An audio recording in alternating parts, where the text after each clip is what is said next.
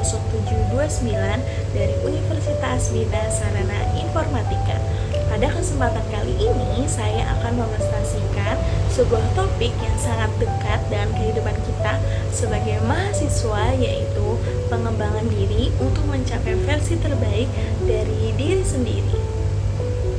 Teman-teman pasti udah sering banget dengar istilah self-improvement atau pengembangan diri. Tapi sebenarnya apa sih pengembangan diri itu, dan bagaimana caranya supaya kita bisa benar-benar tumbuh jadi pribadi yang lebih baik setiap hari? Nah, itu akan saya bahas kali ini. Secara sederhana, pengembangan diri adalah proses terus-menerus untuk meningkatkan kemampuan, kepribadian, dan potensi dalam diri kita. Tujuannya bukan untuk menjadi orang lain, tapi untuk menjadi versi terbaik dari diri sendiri. Contohnya, ketika kita belajar berbicara di depan umum, membaca buku motivasi, atau mencoba hal baru yang sebelumnya membuat kita takut, itu semua adalah bentuk pengembangan diri. Pengembangan diri juga mencakup banyak aspek seperti emosional, sosial, spiritual, dan profesional. Jadi, bukan cuma tentang karir, tapi juga tentang bagaimana kita bisa lebih mengenal dan menghargai diri sendiri. Nah, itu penting banget.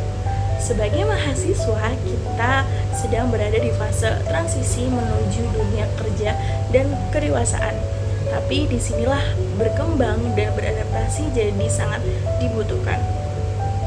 Tanpa pengembangan diri, kita akan mudah merasa minder, tidak percaya diri, atau bahkan sulit menentukan arah hidup. Sebaliknya, kalau kita mau terus belajar memperbaiki diri, maka kita bisa lebih siap menghadapi tantangan hidup. Contohnya, dengan belajar mengatur waktu, kita bisa jadi mahasiswa yang produktif. Dengan meningkatkan komunikasi, kita bisa lebih mudah bekerja sama dan berorganisasi. Dengan belajar menerima kegagalan, kita tumbuh jadi pribadi yang tangguh dan tidak mudah menyerah. Intinya, pengembangan diri membantu kita membangun mindset growth, yaitu pola pikir yang selalu ingin belajar dan terus berkembang. Sekarang, bagaimana sih caranya pengembangan diri? Berikut beberapa langkah yang bisa teman-teman coba mulai dari sekarang. 1. Kenali diri sendiri. Mulailah dengan introspeksi, apa kelebihan dan kekurangan kita. Kalau kita tahu siapa diri kita, kita bisa tahu apa yang perlu diperbaiki. Yang kedua, ada tetapkan tujuan hidup. Buat target jangka pendek atau jangka panjang. Misalnya, saya ingin bisa berbicara di depan umum tanpa gugup dalam waktu 6 bulan ke depan. Dengan tujuan yang jelas, kita jadi punya arah untuk berkembang. Yang ketiga, ada keluar dari zona nyaman. Jangan pernah takut mencoba hal baru.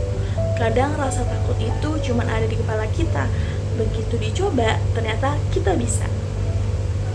Yang keempat, ada belajar dari kegagalan. Setiap orang pernah gagal, tapi yang membedakannya adalah bagaimana kita bangkit lagi.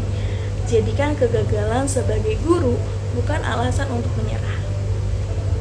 Yang kelima, ada konsisten dan disiplin. Perubahan besar berasal dari kebiasaan kecil yang dilakukan terus-menerus.